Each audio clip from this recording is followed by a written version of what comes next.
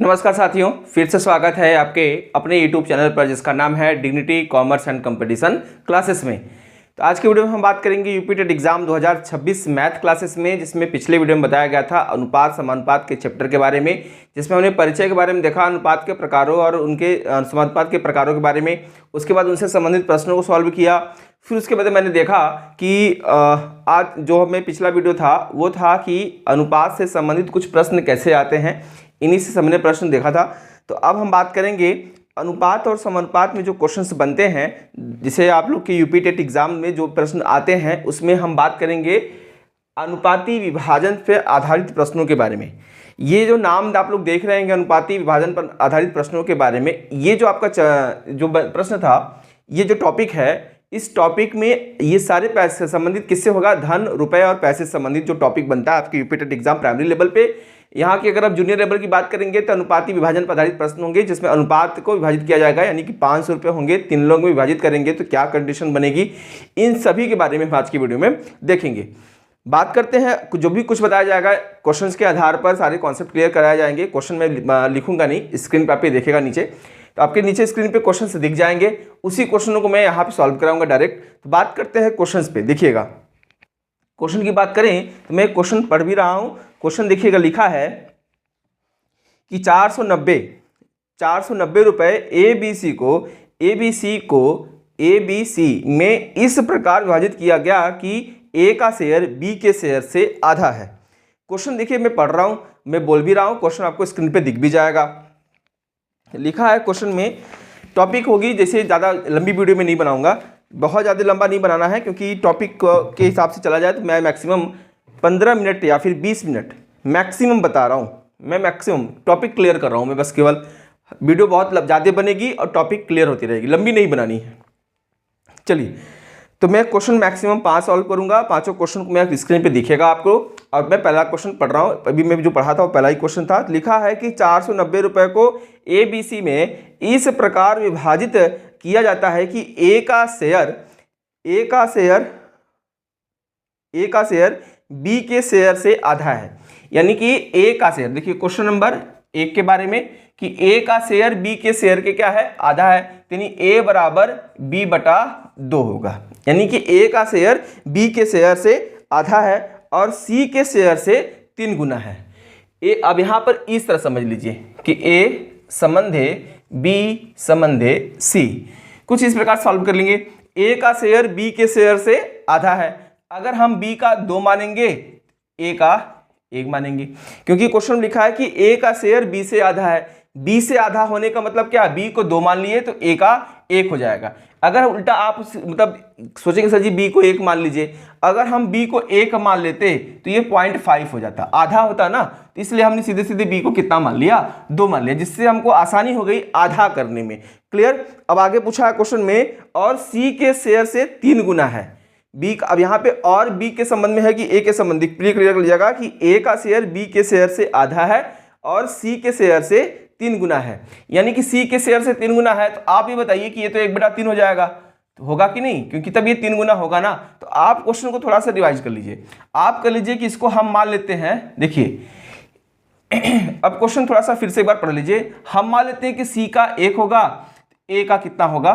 3 हो जाएगा, क्योंकि C का 1 और A का 3, क्योंकि लिखा है कि C के 3 गुना शेयर है, मतलब C के शेयर का कितना है? 3 गुना है। क्वेश्चन में फिर से 490 रुपये को 3 लोगों में विभाजित करना है। पहला है A का शेयर B के शेयर के बराबर है, यानी कि A का शेयर B के शेयर, सॉरी बराबर नहीं, मैं बार बार बोल रहा हूँ कि A का शेयर B के शेयर से आधा है।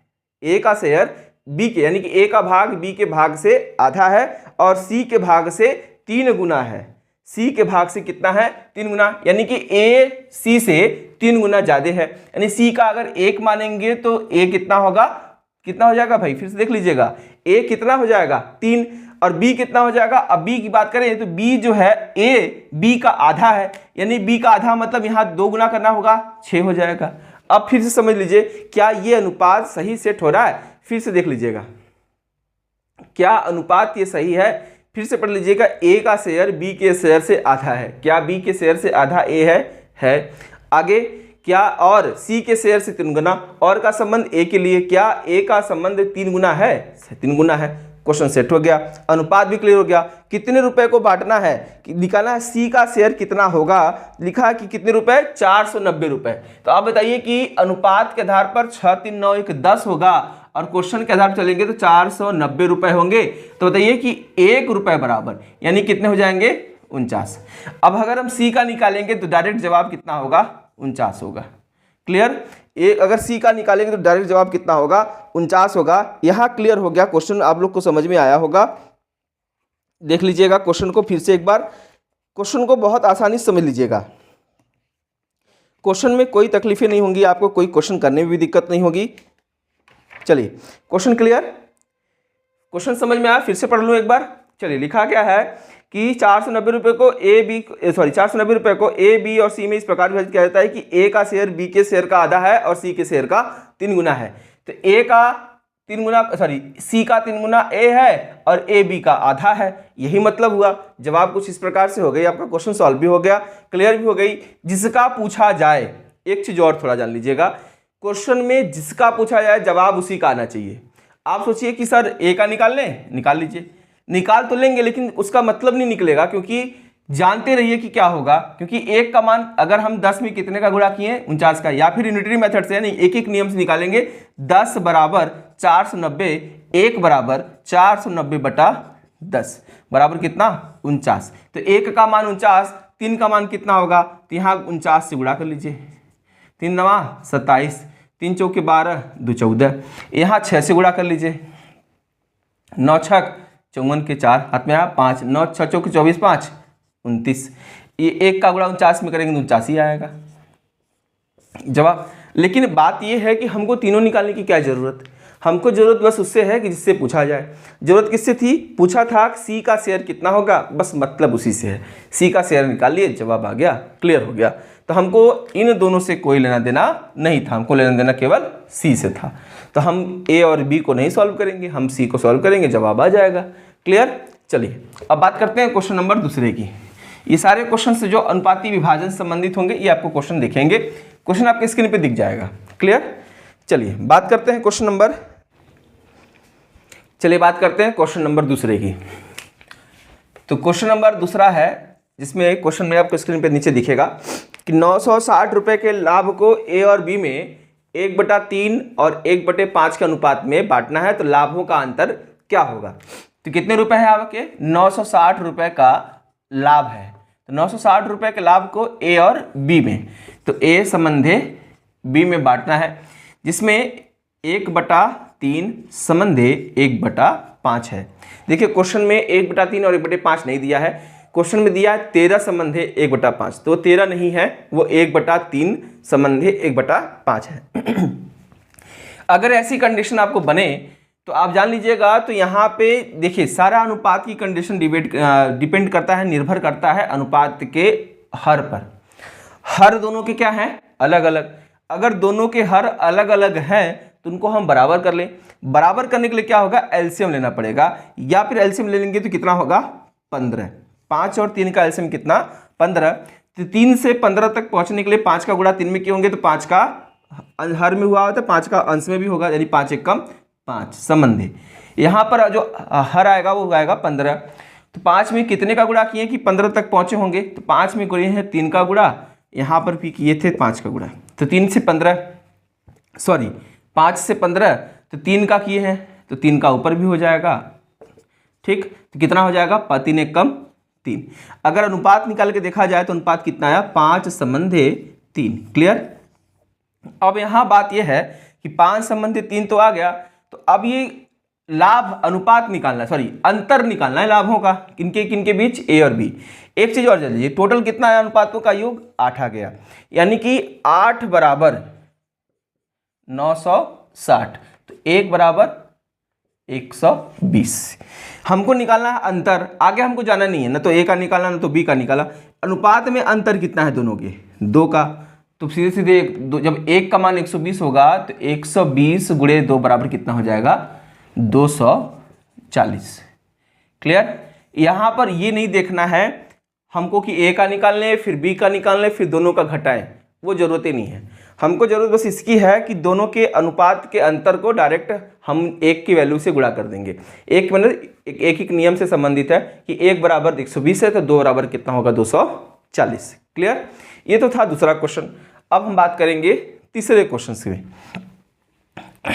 ये सारे क्वेश्चंस बहुत अच्छे हैं, ध्यान रखिएगा, बहुत इंपॉर्टेंट हैं, क्योंकि ये ऐसे ही प्रश्न में पूछे जाते हैं, सॉरी पेपर में पूछे जाते हैं, जो आपके एग्जाम में बहुत इंपॉर्टेंट हो जाते हैं। क्लियर, चलिए प्रैक्टिस इनसे संबंधित प्रश्नों का आप प्रैक्टिस करिएगा, बहुत इंपॉर्टेंट है। क्लियर, चलिए अब हम बात करते हैं आगे। 125 रुपये की राशि को, क्वेश्चन नंबर तीसरे पे, 125 रुपये की राशि को UVW में इस प्रकार विभाजित किया जाता है। देखिए किसमें बारे बात हो रही है, क्वेश्चन नंबर तीसरा। बात किया गया है कि UVW में कितने रुपए की बात हो रही है, 125 को। लिखा है कि इस प्रकार विभाजित किया जाता है कि U को V से 10 रुपये अधिक प्राप्त हुए। U को V से 10 रुपये अधिक, तो U को V से 10 रुपये अधिक, V का अगर X मान लें तो U 10 रुपये अधिक ना, तो X प्लस 10 हो जाएंगे। क्लियर, U की कंडीशन, U को V से 10 रुपये अधिक मिले तथा V को W से 5 रुपये अधिक प्राप्त हुए। V को W से, तो V को W से, यानी कि अब बात करते हैं कि यहाँ X हमने इसको माना था, लेकिन बस फर्क ये है कि अब X हम W को मान लें। तो अगर X अगर W को मानेंगे तो बताइए कि ये X मांगे W को, तो V W से कितना ज़्यादा है, 5 ज़्यादा है, तो ये X प्लस 5 हो जाएगा, होगा ना। अब हम बात करते हैं कि U V से 10 ज़्यादा है, तो यहाँ X प्लस कितना हो जाएगा, 15।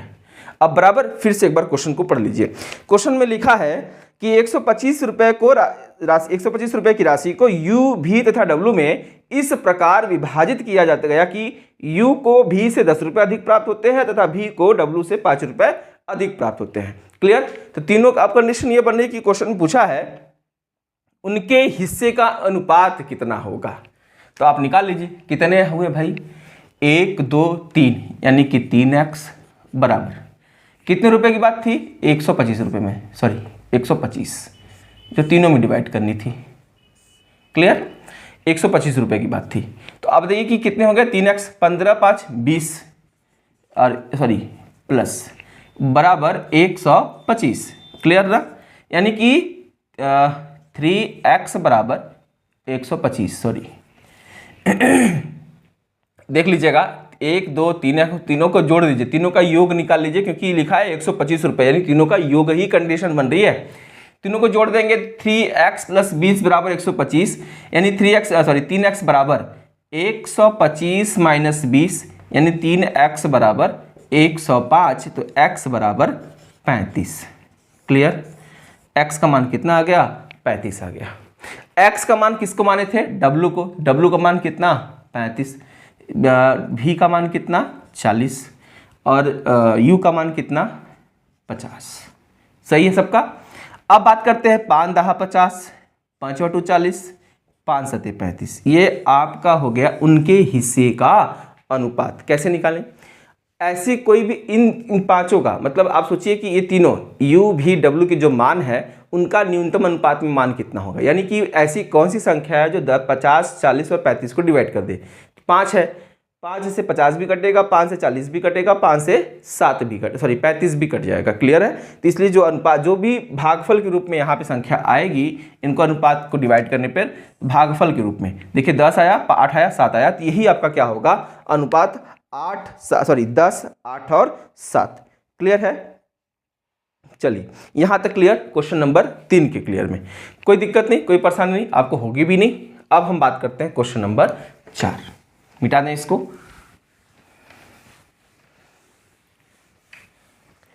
क्वेश्चन नंबर 4 पे, क्वेश्चन नंबर 4 में लिखा है कोई धनराशि, क्वेश्चन नंबर 4 लिखा है कि कोई धनराशि A B और C में 5 संबंधित 6 संबंधित 9 के अनुपात में विभाजित की गई। यदि A को 450 रुपये मिले, A को कितना मिला 450 रुपये, तो कुल कितनी धनराशि थी। यहां पर अब हम बात करेंगे कुल धनराशि के संबंध में।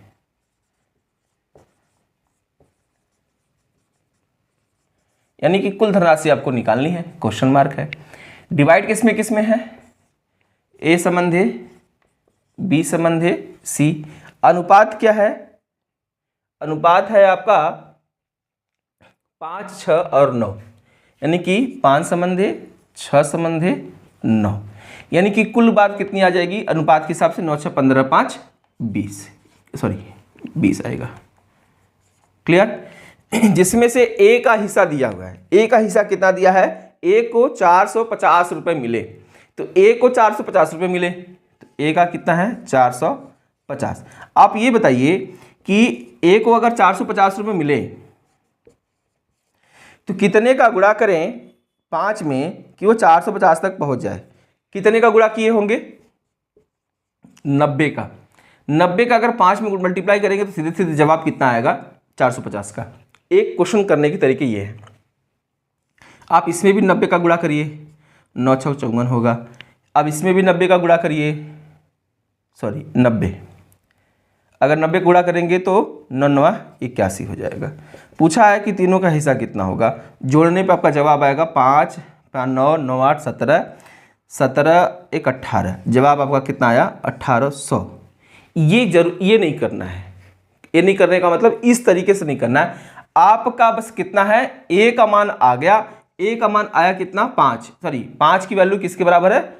यहाँ पर 5 बराबर 450, तो 1 बराबर 450 बटा 5, तो कुल हिस्से के अनुपात में कितना आया था? 20, तो कुल हिस्सा डायरेक्ट क्या करेंगे? 20 का गुणा कर देंगे, आपका जवाब डायरेक्ट आ जाएगा। 5 से काटेंगे 90, 9 दूना 18, यानी जवाब कितना आया? 1800। कुल धनराशि पूछा था, सीधे सीधे आपका जवाब कितना आता? 1800। जरूरत ही नहीं है हमको कुछ और करने की। क्लियर? न तो हमको बी का निकालना है, न तो हमको सी का निकालना है, हमको रेशियो में टोटल पता हो गया और 1 की वैल्यू पता चल गई तो 20 की भी निकाल लेंगे। क्लियर है? अगर 1 का पता चल गया तो 20 का आसानी से निकल जाएगा। ना तो हमको बी की निकालने की जरूरत पड़ेगी, ना तो सी को। आप लोग करेंगे क्या? ए का निकालेंगे, बी का निकालेंगे, सी का निकालेंगे, तीनों को जोड़ेंगे। इतना लंबा प्रोसेस नहीं करना है हमको ए का पता चल गया ना तो हम सीधे सीधे हम कुल निकालेंगे टोटल, क्योंकि रेशियो हमको गिवन दिया है 5 संबंधी 6 संबंधी 9, 9, 6, 15, 5, 20, 20 की वैल्यू डायरेक्ट हम निकाल लेंगे, कुल हमको पता चल जाएगा कि कुल कितनी धनराशियां थी। क्लियर है? चलिए नेक्स्ट क्वेश्चन पे आते हैं।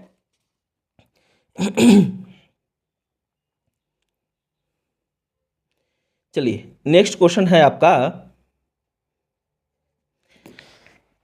9,36,000। मिटा दें इसको पहले, क्वेश्चन को मिटा देने के बाद क्वेश्चन नंबर 5 पे आएंगे। मैं टॉपिक वाइज क्लियर करता चलूँगा, इससे क्या होगा कि वीडियो भी लंबी नहीं होगी, आपको समझ में आते रहेंगे, टॉपिक भी क्लियर होता रहेगा। चलिए बात करते हैं क्वेश्चन नंबर 5 पे। तो क्वेश्चन नंबर 5 की कंडीशन क्या बन रही है? लिखा है कि 9,36,000 के लाभ को 9,36,000 रुपए का लाभ है। 9,36,000 रुपए के लाभ को 2 संबंधे 3 संबंधे 5 के अनुपात में इस लाभ को किन किन लोगों के बारे में बात हो रही है? अनिरुद्ध, बलवंत और चारुदत्ता। देखिए नाम मैं लिख दे रहा हूं, अनिरुद्ध, बलवंत और चारुदत्ता, ये 3 लोगों में डिवाइड करना है। रेशियो भी दिया हुआ है कितना? 2 संबंधे 3 संबंधे 5, यही है ना? सही है। यानी कि 9,36,000 को अनिरुद्ध, बलवंत और चारुदत्ता में 2 संबंधे 3 संबंधे 5 के अनुपात में विभाजित किया जाएगा तो चारुदत्ता को कितने रुपए मिलेंगे, कितने रुपए का लाभ होगा। यानी चारुदत्ता के लाभ को निकालना है। तो आप बताइए कुल कितना हो जाएगा? 5, 3, 8, 2, 10। सीधे सीधे आपका जवाब बहुत आसान हो गया। यानी 10 के बराबर कितना? 9,36,000। तो 1 के बराबर कितना? 93,600। तो हमको निकालना किसका है? 5 का। तो सीधे सीधे 93,600 में 5 का गुणा कर देंगे, जवाब एकदम बिल्कुल क्लियर हो जाएगा। तो 500 500 5 छक 30 को 0 3 5 3 15 3 18 खड़त में 1 5 9 45 1 46 4,68,000 ये आपका क्लियर कट आंसर होगा चारुदत्ता के भाग का। हमको जरूरत ही नहीं थी ना रुद्धा और बलवंत की निकालने की, हमको उसकी कोई ज़रूरत नहीं है। क्लियर है? तो ये है आपका टॉपिक अनुपाती विभाजन पे आधारित। आपका अनुपात विभाजन संबंधित क्वेश्चन समझ में आ गए, अनुपाती विभाजन कैसे होंगे। एक चीज़ और जान लीजिएगा, अनुपात से संबंधित जो टॉपिक आपको क्लियर कराई गई थी पिछले कुछ वीडियो में, तो आपको बहुत ध्यान से उसको देख लेना है कि कैसे आपको सॉल्व करनी पड़ती है। अनुपात की कंडीशन क्या बन रही है, अनुपात के हर हमेशा बराबर होते हैं, तो अगर बराबर नहीं होंगे तो करके क्वेश्चन को सॉल्व किया जाएगा। इस बात पर भी ध्यान देना होगा आपको। आज की वीडियो में बस इतना ही। नेक्स्ट वीडियो में फिर मिलेंगे नए टॉपिक पे, जिसमें 5 क्वेश्चन सॉल्व कराए जाएंगे। आप उसको मन से सॉल्व करिए। तब तक के लिए धन्यवाद। वीडियो अच्छी लगी तो चैनल को सब्सक्राइब करिए, वीडियो को लाइक करिए, शेयर करें। अपने सुझाव और वीडियो से संबंधित जो सुझाव आप देना चाहते हैं कमेंट के माध्यम से हमें बताएं। तब तक के लिए धन्यवाद।